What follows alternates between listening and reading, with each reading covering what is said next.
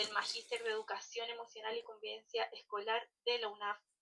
Ya, yo soy docente, soy estudiante actualmente del Magíster de Educación Emocional y Convivencia Escolar. Y bueno, hoy día tenemos aquí una tremenda invitada, referente en el ámbito de la convivencia escolar a nivel nacional. Y vamos acá ya a dar inicio a esta ponencia en honor también al tiempo.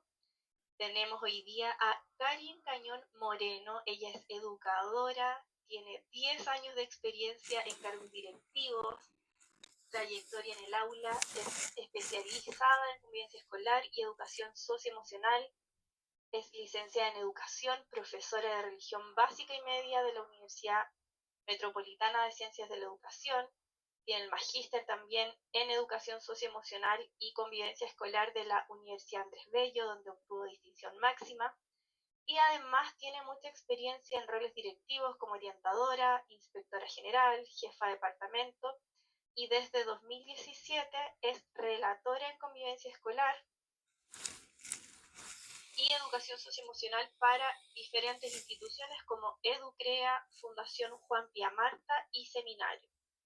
Es asesora del área de convivencia educativa para 22 colegios salesianos en Chile y además es relatora en temas de liderazgo educativo, acompañamiento estudiantil y bienestar de equipos docentes a nivel nacional. Así que aquí le damos el pase y la bienvenida a Karin para que pueda ella empaparnos de su mirada, ¿cierto? Y acá compartirnos su ponencia. Muchas gracias, Karin, por estar hoy día con nosotros. Gracias, Francisca, por la tremenda presentación. Voy a presentar acá pantalla para que me puedas indicar si estoy en modo pantalla completa. Sí, se ve súper bien. Sí. Bien, buenas tardes a todos. Es un agrado, es un gusto estar entre medio de personas que vamos por el mismo camino, que tenemos esperanza y queremos educar siempre de la mejor manera. Hoy quiero presentar 7 prácticas exitosas en convivencia educativa. ¿Y por qué son exitosas? Porque después que he salido desde la bibliografía, la argumentación psicológica, la argumentación académica, quise ver la práctica de estas en colegios. Analicé muchas prácticas, pero las que me dieron mejor resultado después de análisis de datos fueron estas. Y quiero contarles una historia que me pasó en mis primeros años cuando estaba en el aula, era profesora. Y recuerdo haber entrado a la sala de clase cuarto medio, era mi jefatura. Yo entraba a la sala de clase, los niños automáticamente se ponían de pie y yo los saludaba, buenos días estudiantes, les decía buenos días queridos estudiantes. Y uno no se puso de pie, estaba sentado al final al lado de la ventana. Entonces yo vuelvo a saludar, buenos días, se levanta y se levanta con un jockey negro. Yo era profesora de religión en ese tiempo. Y salía el jockey negro, aquí decía, sin Dios. Acorde a lo que iba a pasar la inspectora de nivel, que pasaba revisando la presentación personal todas las mañanas. Yo le digo desde el fondo, sin saber lo que decía, le digo, Joaquín, ¿puedes guardar tu gorro, por favor? Y Joaquín toma el gorro y camina hacia mí. Yo estaba en la mesa del profesor. Va caminando hacia mí, me miraba con sus ojos, estaba enojado. Y toma el gorro y me lo lanza en la mesa. Imagínense lo que dijo el curso. ¿Qué creen que hizo? ¿Cierto? Sí, tal cual. Joaquín se va a devolver, muy enojado, y yo le digo, Joaquín, espérame en la puerta.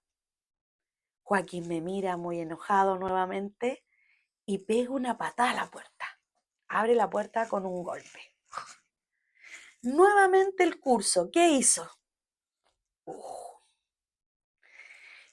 En mi interior había un dolor de estómago, mis manos temblaban, mi pecho latía, mi corazón latía y me acordé de mi profesora en ese momento. Y mi profesora me dijo esta estrategia.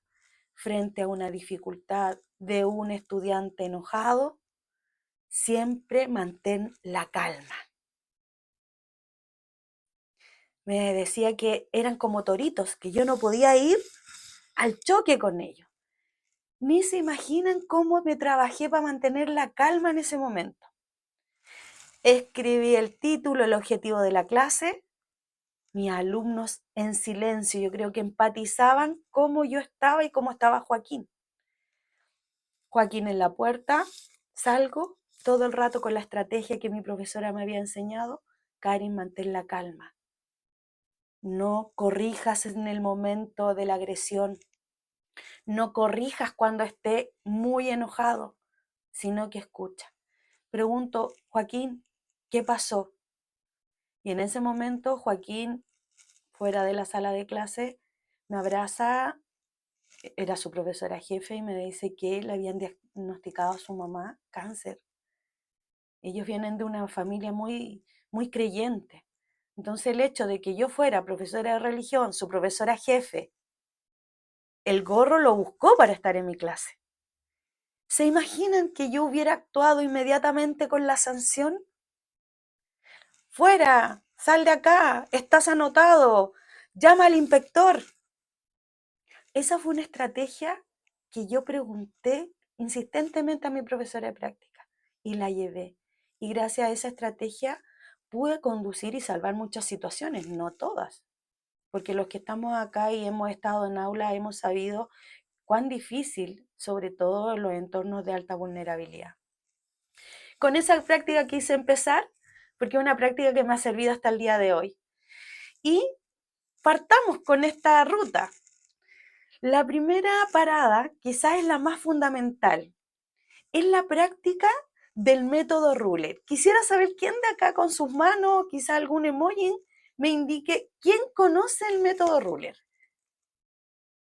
A grandes rasgos.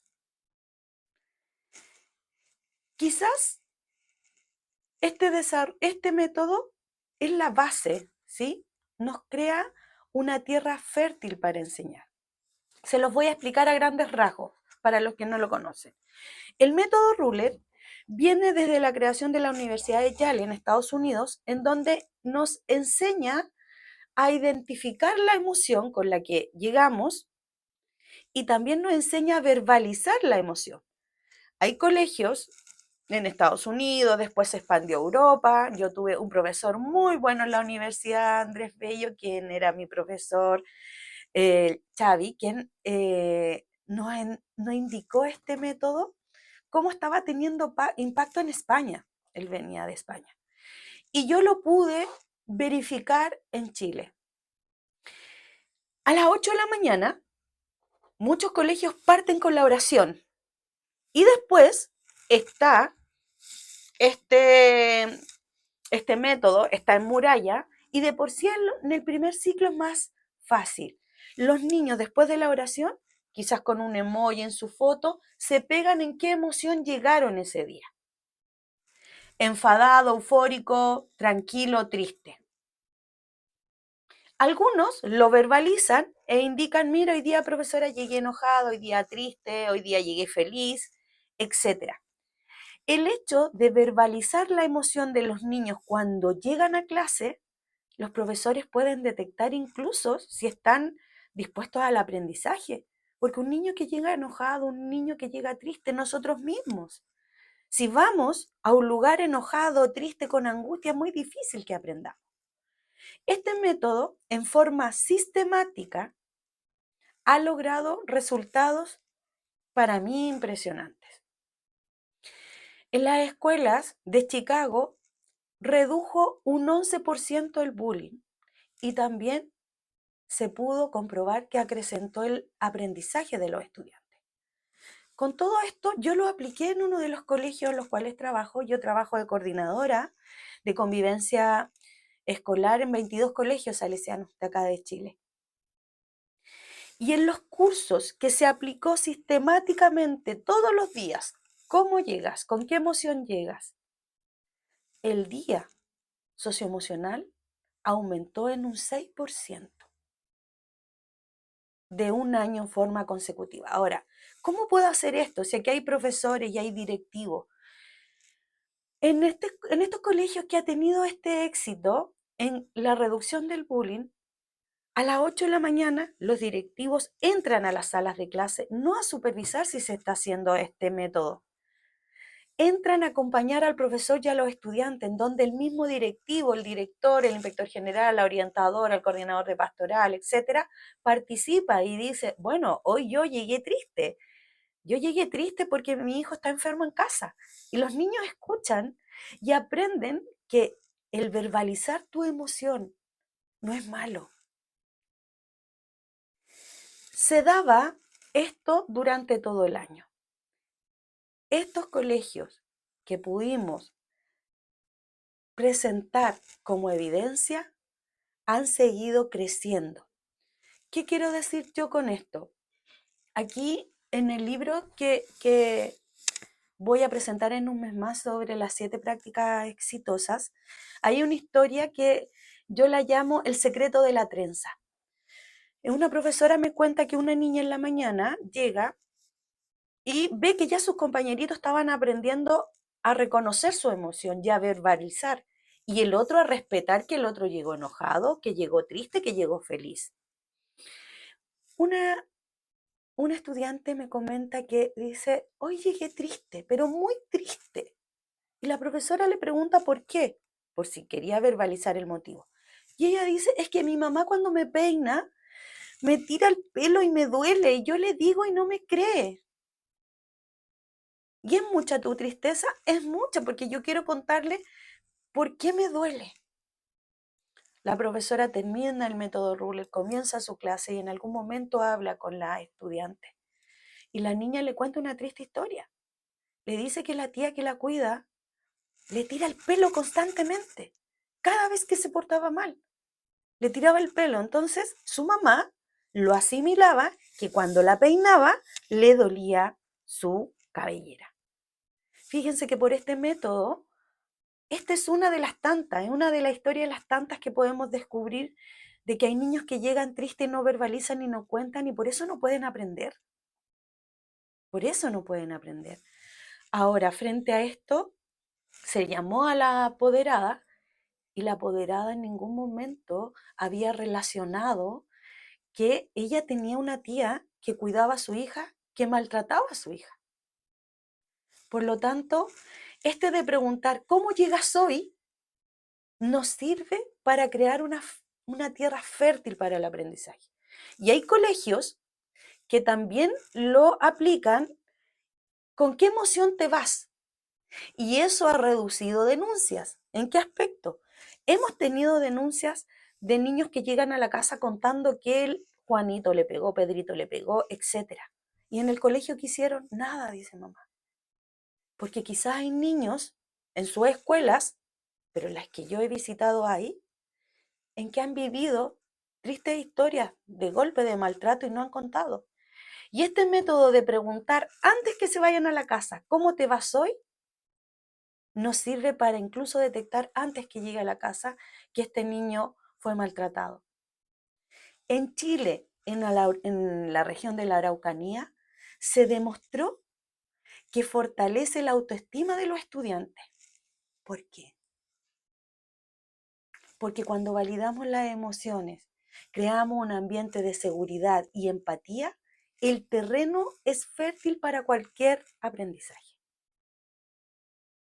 Esta es mi primera práctica que les presento en base de datos. Coloqué acá un 6% en día, que es el colegio que en un año aplicó esta rutina de 8 a 8:15 entre la oración y el reconocer sus emociones y subió en el día 6 puntos. Segunda práctica exitosa. Esta práctica quizás muchos de ustedes, no sé si alguien de acá que levante la mano pueda colocar un emoji en los comentarios. ¿Quién trabaja acá en convivencia? Netamente en convivencia escolar. Bien. ¿Y quién de acá es inspector general? Encargado de convivencia. Bien. ¿Quién de acá trabaja en el área entrevistando niños? Muy bien, muy bien. ¿Les ha pasado que sienten que la convivencia es como tomar agua con las manos y cae el agua por todos lados? Yo creo que a muchos nos ha pasado, ¿cierto? O que sale agua por diferentes orificios de una sala, uno está tapando el agua, sale el agua por el otro lado, ¿cierto? Y uno dice, Dios mío. Bien, ahora quiero pasar a una segunda práctica, que esta práctica no es preventiva como es el taller, el método Ruler. Esta es más directa, ¿sí? Ahora, ¿qué hacemos cuando el conflicto ya ha estallado? La respuesta tradicional es, ¿qué hace cuando un niño insulta a otro? ¿Cuál es la respuesta tradicional de todos? Sanción, ¿cierto? La más común. Pero nuestra segunda práctica nos invita a ir mucho más allá. En la política de convivencia educativa nos indican claramente la formación y la restauración, la justicia restaurativa. Quiero contarles que en los colegios yo trabajo analizando datos de 22 colegios. En los 3 colegios que está más instalado sanción, veamos una suspensión, la formación y la restauración, es donde tenemos el más bajo nivel de reincidencias de conflicto. Voy a dar un ejemplo.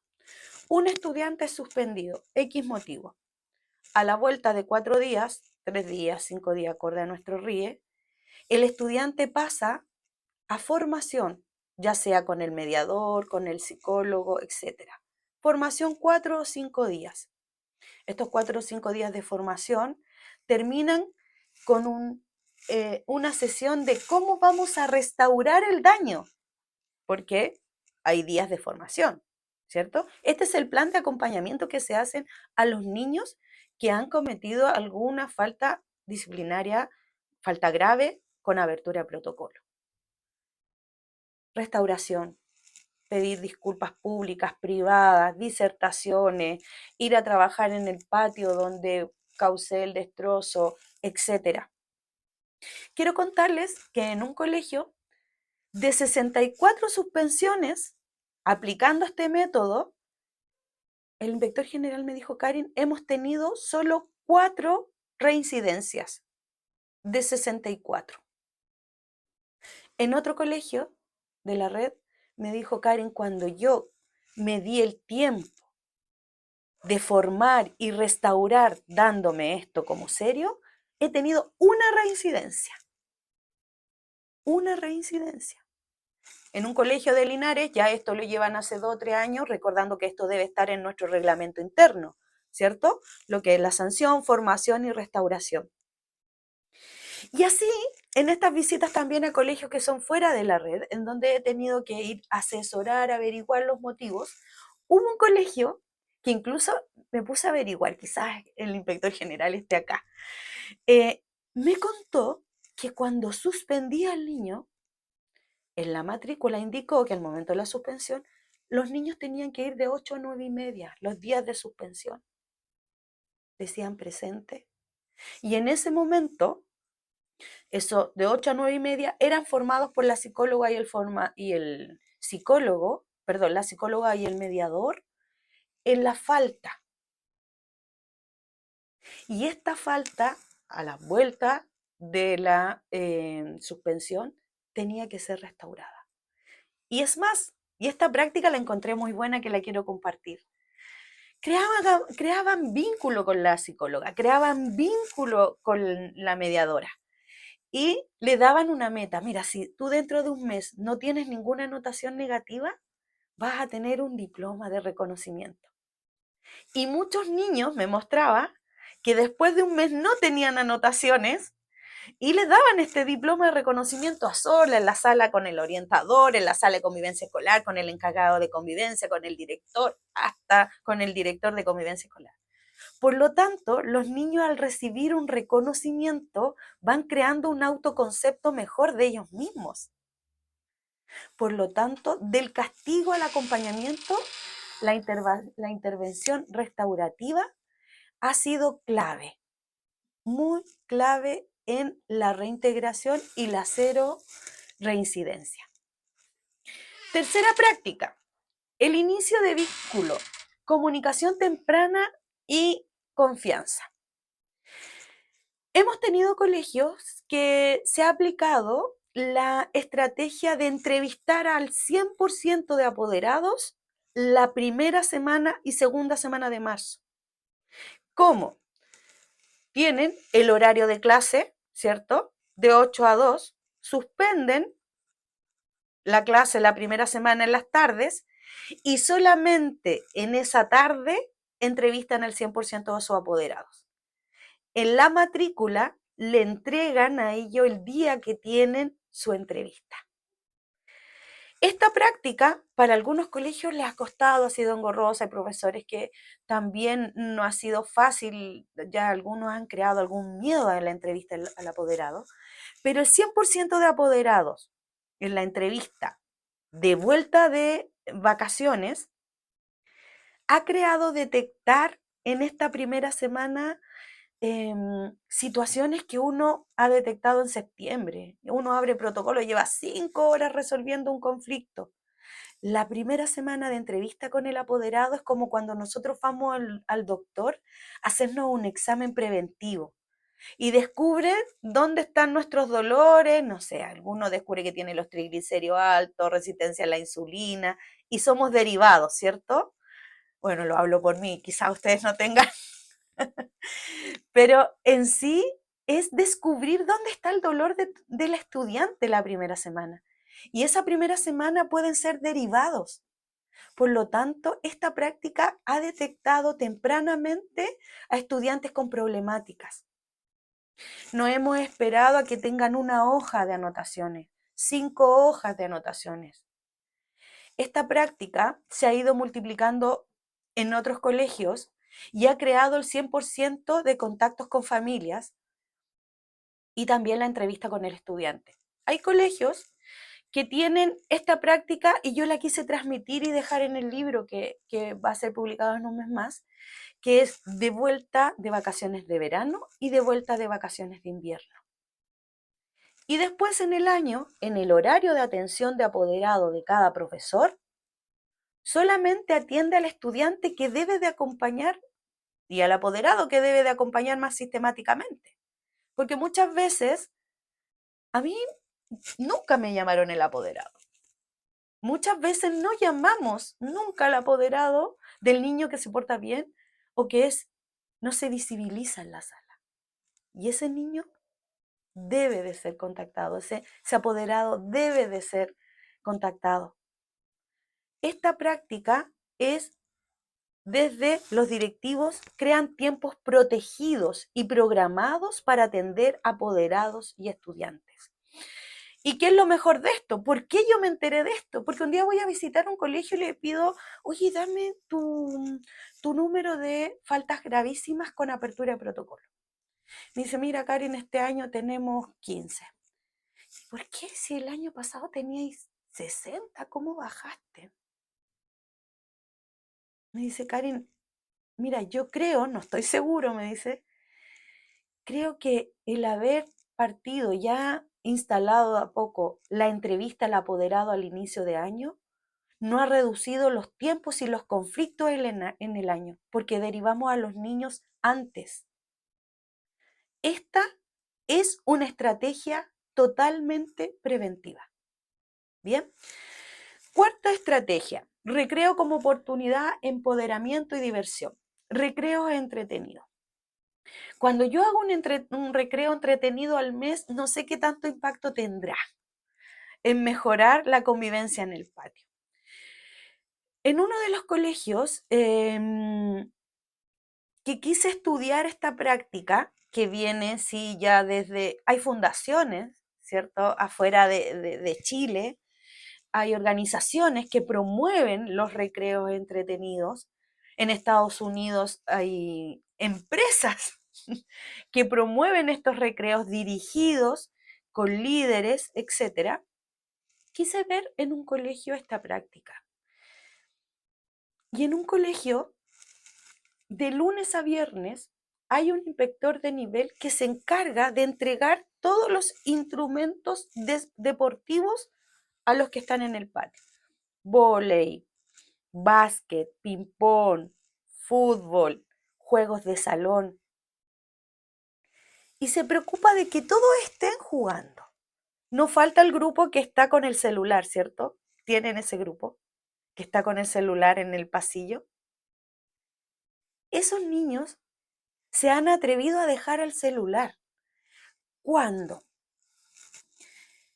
Tenemos un colegio en donde partimos trabajando con el centro de estudiantes que pueda ir a apoyar a los recreos de primer y segundo ciclo como líderes, arbitrando partidos de vóley, arbitrando partidos de básquet, arbitrando fútbol, jugando con los niños ajedrez, jugando con los niños damas, jugando con los niños cartas. Y ahí creamos un potencial en el liderazgo del centro de estudiantes, en donde de lunes a viernes habían estudiantes que se ofrecían para ir a trabajar en los recreos. ¿Bajó el nivel de conflicto? Bajó. De 20 accidentes, lo tengo acá, me decía Karin, tengo acá clave las frases del inspector, de 20 accidentes que teníamos en una semana, reducimos a 5. Porque en los recreos ya no estaba el estudiante aburrido, el que quería de alguna forma ver qué hacer. Las escuelas que implementan recreo entretenido reportan una disminución de hasta un 95% de incidentes de conflicto durante los periodos de descanso. Y mejora significativamente el aprendizaje. Incluso el inspector general me decía, hay niños que yo he escuchado que le dicen a su mamá, mamá, yo quiero ir al colegio, no quiero faltar porque quiero en el recreo, hoy me toca vóley, hoy quiero jugar ping-pong. Los niños de quinto no querían faltar porque en los recreos jugaban ping-pong. Por lo tanto, también es una motivación para ir al colegio. Quinta estrategia. De los 22 colegios salesianos, hay uno que me llamaba mucho la atención desde su uniforme. Está inserto en un cerro, en una población con un IBE muy alto, pero los veía muy impecables. Quise investigar cómo lo hacían con esta presentación personal que es tan difícil hoy en día, ¿cierto? Es un desgaste para muchos. Y empecé a preguntar, empecé a hacer las caminatas pedagógicas y vi en las salas de clase cómo este colegio tenía un clima de aula adecuado.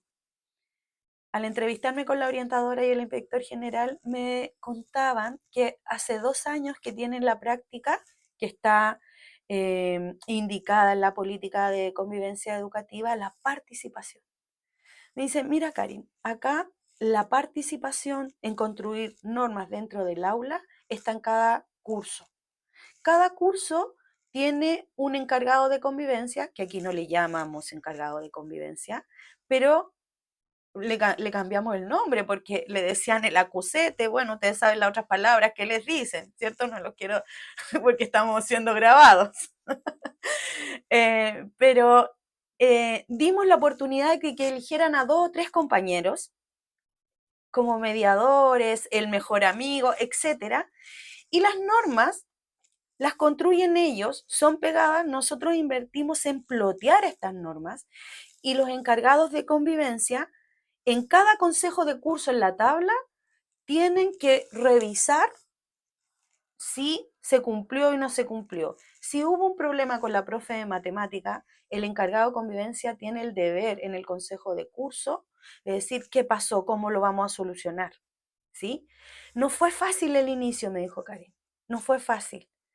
Pero como orientadora entregaba la tabla, preparaba a los encargados de convivencia, invertimos y ahora compartimos hasta el plan de gestión de convivencia educativa para que hayan responsables en él, y los responsables son centro de estudiantes, encargados de convivencia, cursos completos, centro de apoderados. Nosotros descubrimos que da identidad al colegio en crear estas normas en común, pero monitoreando esto constantemente. Y quiero contar que dentro de los IDPS de participación es el colegio que llegó a 83. Desde que fue implementado, subieron 7 puntos en lo que es participación. Pilar 6, ¿alguien de acá es orientador o trabaja con los profesores jefes? Levante la mano, a ver, ¿quién entrevista a profesores jefes? Bien. La entrevista al profesor jefe no es fácil, ojalá lo entrevistáramos muchas veces, pero en donde corremos todo el día, quizás no nos damos el tiempo y quizás entrevistamos solo a los que tienen problemas, ¿cierto? A los que les cuesta más el manejo de aula, etcétera. Quiero contarles una práctica muy exitosa. Aquí yo me quiero detener un poco más, yo sé que me quedan poquitos minutos. Nosotros hemos instalado, acorde al estudio de esta práctica, de poder acompañar al profesor jefe en 3 entrevistas al año. Marzo, abril, la primera entrevista, presentándole al profesor jefe cuáles son sus metas, ¿sí? Cada colegio tiene sus metas para el profesor jefe. Pero más que agobiarlo, es decir, mira, estas son tus metas, te voy a ayudar. Aquí están las derivaciones, aquí está el formulario para que podamos ir a tu curso. ¿Y cómo empiezas? ¿Qué necesitas de nosotros? La segunda entrevista se realiza en junio, julio, en donde la pregunta es, ¿cómo te fue el primer semestre? ¿Qué necesitaste? ¿Te sentiste apoyado por el equipo de convivencia? ¿Te sentiste apoyado por la orientadora? Te puede decir, no, sí, mira, supe mucho, etcétera. Y la tercera entrevista al profesor jefe es noviembre, diciembre. Ahora, ¿alguien de ustedes me puede decir, como me dijeron en algunos colegios, Karin, yo soy orientadora y tengo 52 cursos? No puedo entrevistar a los 52 profesores en marzo y abril. Por supuesto que no. Empatizo plenamente con ellos. Esta entrevista al profesor jefe se realiza desde un equipo. Nosotros los salesianos tenemos lo que se llama coordinación de apoyo, equipo de apoyo. El coordinador de apoyo es como el que coordina a la orientadora, a la psicóloga, a la dupla, etcétera. Y entre este grupo se dividen las entrevistas de los profesores, el marzo-abril, junio-julio, noviembre-diciembre. Y las 3 pautas de entrevista son diferentes. Son preguntas en donde nosotros vamos indagando también en su bienestar. ¿Cómo te sientes? ¿Cómo te sientes preparado en tu curso para enfrentar este cuarto medio, primero medio, séptimo y octavo? Dios los acompañe, ¿cierto? En séptimo y octavo, que no es fácil. ¿Qué pasa con esto? El profesor de estos colegios que partieron con esta práctica de tener los 3 acompañamientos, el 88% de los profesores dieron nota 7 a estos acompañamientos. ¿Qué pasó con esto? Viendo el estudio de las licencias médicas en años anteriores, se redujo las licencias médicas en los profesores jefes y también bajó el nivel de desvinculación del profesor jefe, porque fue acompañado 3 veces en forma calendarizada. Ellos sabían que en marzo se les entregó el calendario de su entrevista, sabiendo que en ese tiempo podían entrar libremente a la oficina de la orientadora o del inspector general o del director de convivencia, etc. No eran solamente 3, se sintieron apoyados todo el año, pero sí sabían que tenían 3 veces en el año en donde podían vaciar lo que sentían, lo que necesitaban, que los agobiaba. Hay profesores que son desvinculados a fin de año y nunca nadie los entrevistó. Nunca nadie le hizo una retroalimentación. Y ahí vienen las denuncias. Oye, ¿por qué me está desvinculando? Y solamente hemos visto a este profesor que se quejaba y que quizás lo comentábamos en un grupo de equipo directivo. Pero esta entrevista al profesor jefe lo potencia sumando la formación que ellos mismos van recomendando en esta encuesta que realizamos al final en diciembre del profesor jefe. Porque nosotros damos la formación que nosotros creemos. Y hay profesores que nos duermen en las formaciones. ¿Sí o no? Dividamos las formaciones por ciclo. No podemos dar una misma formación a los profesores de primer, segundo y tercer ciclo porque son diferentes realidades. Eso es lo que solicita. Y la última práctica exitosa, bueno, yo podría estar 2 horas hablando de cada práctica, ¿sí? Pero esta práctica está relacionada con el reconocimiento de los estudiantes. Y el reconocimiento de los estudiantes, quiero partir eh, con una historia que me cuenta un inspector general que me dice, cuando parte con el reconocimiento de los estudiantes, me dice, Cari, mira, yo decidí este año entregar 20 cartones, me decía él, a cada profesora jefe al término de cada semestre en donde se hace un desayuno, porque no quiero que se reconozcan siempre los mismos, el académico, el de esfuerzo y el de pastoral, ¿cierto? No sé si me faltó uno. Frente al reconocimiento de los estudiantes de 20 niños, esto aumentó la motivación escolar. Su IDPS subieron. El reconocimiento hace que el estudiante tenga un autoconcepto, se sienta valorado, se impulse. Por ejemplo, yo tengo acá en mi pantalla Cristian Mardones. Lo tengo aquí, frente a mí. Yo puedo en este momento, sin conocer a Cristian Mardones, su interés y participación en su escucha activa. Esa es una fortaleza de Cristian en este momento. Quizás Cristian sonríe, ¿cierto? Imagínense un estudiante cuando yo reconozco una fortaleza, ¿cómo ellos lo toman? La fortaleza del estudiante mejora el aprendizaje, mejora el bienestar del estudiante y creamos tierra fértil. Bien, estas son las 7 prácticas exitosas en base a datos, argumentos, autores, bibliografía. Como les digo, en un mes más voy a sacar ya este libro para que puedan ver, leerlo. Y aquí están mis contactos si alguien quiere seguir hablando un poco más. Esa es una imagen de la IA, esa no soy yo. Eso es, Francisca. Excelente, muchas gracias Karin, tremenda exposición, nos vamos ahí, yo por lo menos con harta tarea ahí para mis clases. Bueno, ahora quedan unos minutitos para preguntas, así que invitarlos a todos, todas quienes estén ahí, que hayan escuchado la ponencia de Karin, que quieran hacer preguntas, pueden levantar sus manitos y ahí les vamos a dar el pase para preguntas.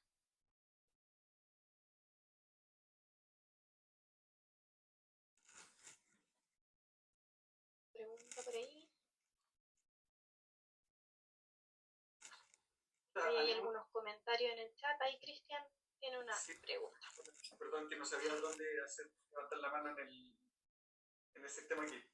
Oye, primero agradecer, por supuesto, toda la información de esta serie de estrategias. Yo creo que son súper buenas porque son estrategias que se han aplicado y han dado los resultados medibles, que eso es lo que de repente nos exigen a nosotros. Como si estamos preparando una intervención, mostrar los resultados para los apoderados y a los equipos y así poder sistematizarlo con el tiempo. Lamentablemente hay muchas cosas que se hacen desde la intuición, que no hay una buena investigación, una buena recopilación de datos. Yo, después de 10 o 11 años de trabajar en aulas, soy profesor de inglés. Recién este año me integré a un equipo de convivencia escolar en un colegio donde se ha integrado de manera muy efectiva el convivencia escolar con inspectoría. El convivencia escolar, como que hace unos años atrás absorbió a los inspectores y hoy día no son inspectores. Yo soy agente de convivencia en el colegio, donde se hacen labores de inspectoría, por supuesto, pero también hacemos todos los seguimientos de los casos, apertura de protocolo y las entrevistas con los mismos niños, con las familias, y las intervenciones en aula, que de hecho es la parte que más me gusta. Hace rato que ya me estoy formando en educación emocional y en comunidades escolares donde se aplican todas estas cosas. Como pregunta me gustaría saber de qué manera, a ver, de estas 7 estrategias hay algunas que se enfocan en los niños, hay otra que se enfoca en el profesor, el profesor jefe principalmente, que esto debe hacer el seguimiento, y está la entrevista de las familias también. En esta mesa de 3 patas, donde está el equipo del colegio, los estudiantes y la familia, de cuál es la mejor manera de poder integrarlo de manera de encontrar este equilibrio, porque de repente nos encontramos con niños que están sin el apoyo suficiente de la familia, el colegio no sabe qué hacer exactamente, los llama a entrevista y no van, están siempre en una posición muy a la defensiva, entonces es súper difícil encontrar este apoyo en la familia, en la labor que tiene el colegio y la mesa que acoja. Entonces, claro, pues, veo esta 7 estrategias y como que están estos 3 elementos, pero ¿qué pasa cuando lo queremos hacer ahí en la realidad? Que es súper difícil. ¿Cómo poder hacerlo? De a uno, de a poquito. Eso es lo primero. Mira, estas 7 estrategias no están las 7 implementadas en un mismo colegio, pero sí te puedo decir que en un colegio 2 o 3 están implementadas, y de los 22 colegios que yo te puedo dar como el análisis en datos, de los 22 colegios, los colegios que tienen 2 o 3, el nivel de faltas gravísimas con apertura de protocolo ha bajado considerablemente desde los conflictos. Ahora, son 3 patitas que tú dijiste muy bien, Cristian. La patita de la familia, los estudiantes y el profesor. Una mesa con una patita menos tambalea, ¿cierto? Se va a caer. La pregunta tuya es cómo parto con todo esto que tengo hoy día en el colegio en sí, ¿sí? ¿Por dónde empiezo? ¿Cómo convoco a la familia? El tema de convocar a las familias hoy es muy difícil. Más hay una mamá y un papá que trabaja, y porque se debe de trabajar. Antes teníamos a la mamá en la casa, que iba a las reuniones. ¿Qué pasa con esto? Cuando yo hago este compromiso, mira, y aquí te puedo dar quizá otra práctica exitosa que es para la reunión de apoderados y escuela papá. Cuando yo estoy en el proceso de matrícula y ya me dan las fechas de entrevista con un compromiso y firma, ya empiezo a decir o pido permiso en el trabajo, esa fecha tengo que ir. Hay apoderados que el primer año faltaron. Me contaba el inspector, mira, del 100% entrevistamos al 80%, pero cuando se va creando rutina, ya van asistiendo ahora. La primera semana es para entrevistar a todos los apoderados que van. La segunda semana es cuando ya se llama desde dirección a este apoderado que no va, y se entrevista en conjunto al inspector de nivel. Esta entrevista, la primera en marzo, es esencial porque yo puedo adquirir todos los datos del niño. Incluso la mamá, mira, dentro de esta historia una mamá decía, primera vez que me llaman, mi hijo, tenemos problemas en la casa porque tengo una hija que tiene desregulaciones constantes. Vivimos con miedo que mi hija mayor se va a desregular. Mi hijo y yo trabajamos siempre con dolor de estómago y a mí nunca me habían llamado porque mi hijo le va bien en el colegio. Entonces, ¿qué se hizo con este niño, con este chiquitito? Inmediatamente se derivó a la psicóloga y se descubrió en él un trastorno ansioso que respondía igual a los estudios. Y ese niño, que nunca fue llamado, su mamá nunca fue llamada, salió el premio al esfuerzo. Por lo tanto, desde la matrícula, tú ya ir llamando a la entrevista de apoderados y después llamar solamente a los que no. Tenemos la dupla, ¿cierto? La dupla también envía estas cartas certificadas. Siempre van a estar uno o dos que no va a ir, pero asegurémonos con el 80% la primera semana de marzo. Y después ya insistimos con la dupla. Eso es, Cristian, no sé si te respondí un poco partiendo desde la familia. Sí, gracias. Sí, de repente es difícil poder integrar a la familia, pero bueno, pues hay que intentarlo, porque si está este horario protegido, yo creo que es una muy buena idea. Los horarios protegidos. Ah, mira, dentro de lo que yo te iba a contar, en una de las escuelas tienen la hoja de ruta. La hoja de ruta ha consistido en que ustedes saben que no podemos negar matrícula, ¿cierto? No podemos negar matrícula, pero sí podemos cambiar la forma de matricular, online o presencial. No hay nada que nos diga que no. Hay colegios que tienen esta hoja de ruta en donde el apoderado va a todas las reuniones, todas las escuelas para padres que hacen misa el domingo una vez al mes, etcétera. Si cumple el 100% de su presencia en la escuela hasta las entrevistas llamadas, puede matricular online. No se bloquea, sino que su forma de matrícula es presencial, en donde desbloqueo y yo la matriculo, señora. Eso ha sido una hoja de ruta muy exitosa en atraer a las familias. Te la dejo, Cristian, por si te sirve. Vale, muchas gracias. Excelente. ¿Alguna otra pregunta? ¿Por ahí alguien que quiera o hacer algún aporte en relación a la ponencia de Karin?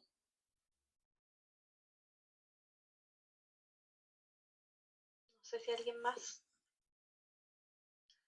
Bueno, si quieres te puedo hacer una pregunta yo, ahí quizás para cerrar. A ver, Francisca, para cerrar. Bueno, quizás de estas 7 prácticas que tú comentas, ¿cuál crees tú que es la que genera mayor resistencia dentro como de las escuelas o de los equipos directivos? Entrevista al apoderado, 100%, la de la primera semana.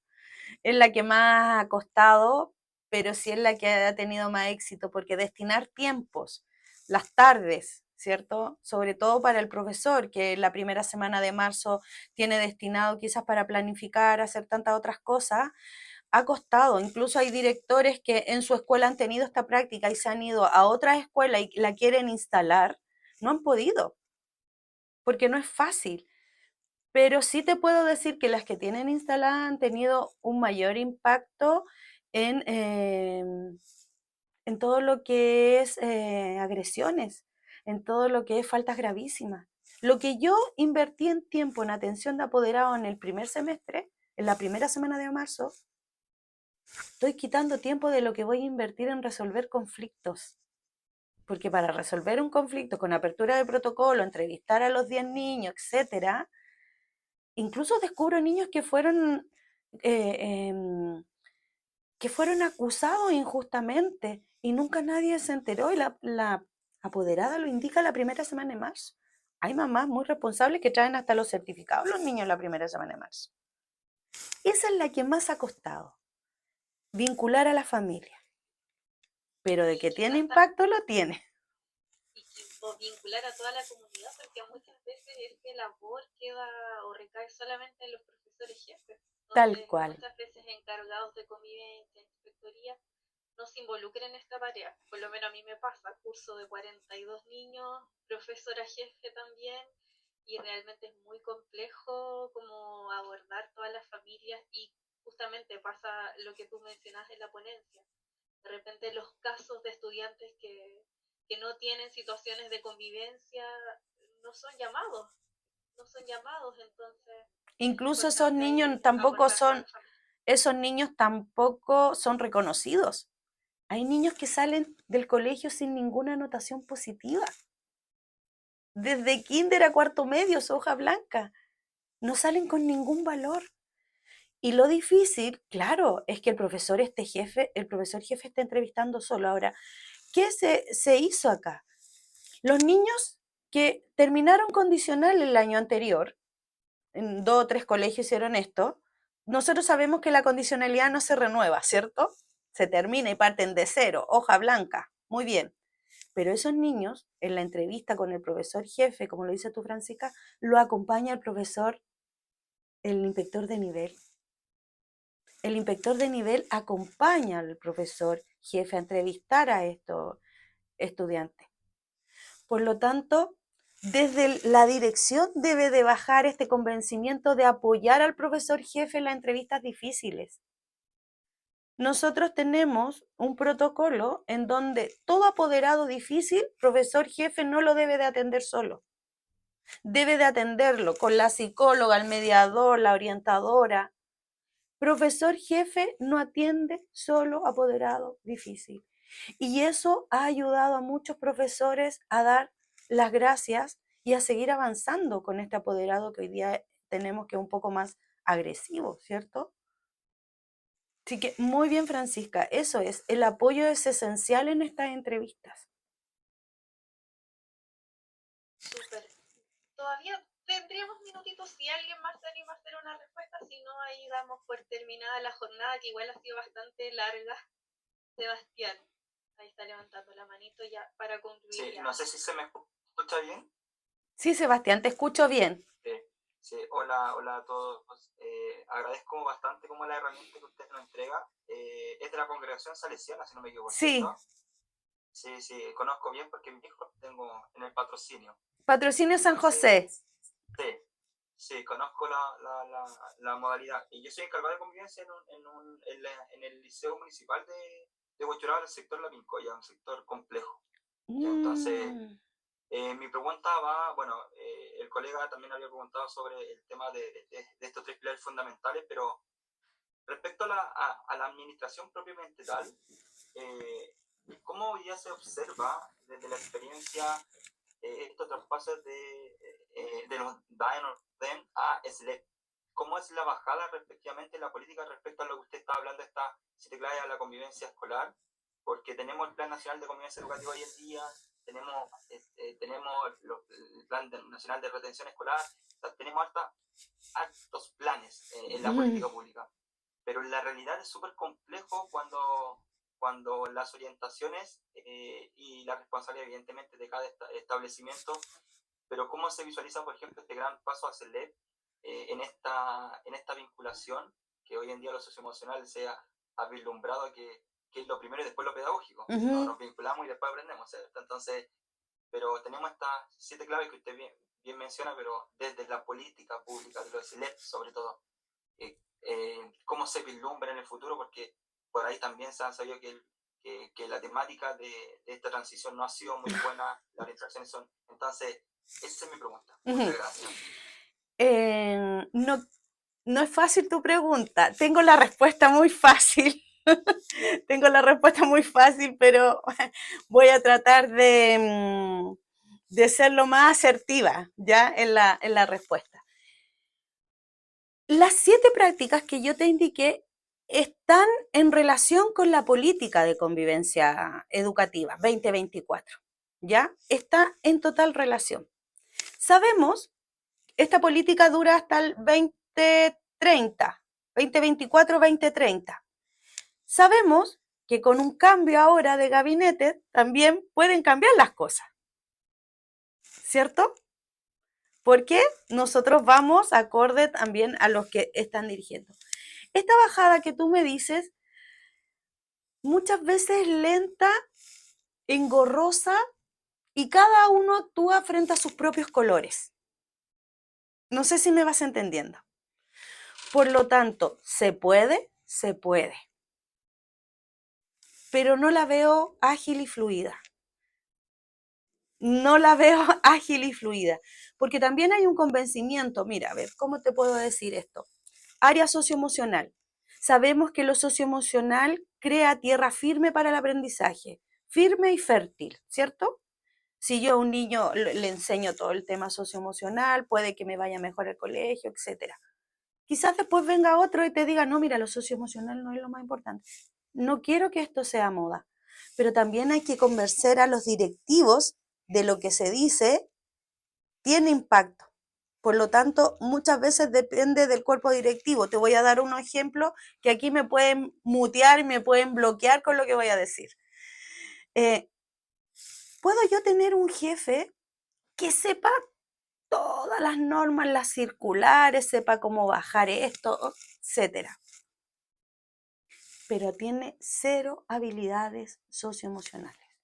No tiene escucha activa, es del memo a los profesores, no es empático, no quiere avanzar en las nuevas políticas, no quiere bajar lo que se debe de bajar nuevamente. Depende mucho de los directivos de cada escuela. ¿Y cómo lo veo? No lo veo fácil, ni fluido. Pero se puede, se puede. Clásico, sí. Excelente. Muchas gracias, Karin. Muchas gracias a ellos los que hicieron preguntas y muchas gracias también, Karin, por acompañarnos hoy día. Bueno, nos quedan 40 minutos ahí de descanso, después continuamos con nuestro congreso, así que ya a las 3 de vuelta y todos invitados a participar, a unirse con el mismo link que se unieron en la mañana, unirse también al congreso. Francisca, Muchas gracias, yo Karin. solamente quería dejar, si alguien quiere comunicarse conmigo, quedaron con más dudas y quieren aclarar, o si quieren instalar alguna de estas prácticas en sus escuelas, pueden comunicarse conmigo. ¿Sí? Excelente. Muchas gracias, Karin, y gracias a todos. Chao, que les vaya bien, un gusto.